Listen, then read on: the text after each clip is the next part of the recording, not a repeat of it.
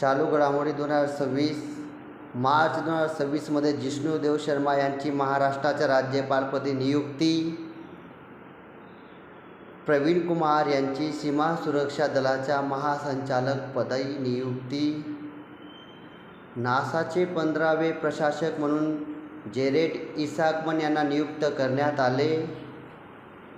के. कविता यांनी तेलंगणा राष्ट्र सेना नावाचा नवा पक्ष स्थापन केला. 101व्या अखिल भारतीय मराठी नाट्य संमेलनाच्या अध्यक्षपदी अभिनेते मोहन जोशी यांची नियुक्ती. वाय-फाय 7 तैनात करणारे ओमान जगातील पहिले विमानतळ बनले. आंतरराष्ट्रीय वाळू शिल्पकार सुदर्शन पटनायक यांची जनगणना 2027चे ब्रँड अँबॅसेडर म्हणून नियुक्ती. 5वे Khelo India university games December 2025 राजस्थानमध्ये पार पडले. भारतीय नागरिकत्व मिळवणारी दीपाली दास ही पहिली व्यक्ती ठरली. भारत तिसऱ्यांदा T20 विश्वकपचा चॅम्पियन बनला. हे होते आजचे चालू घडामोडीचे प्रश्न.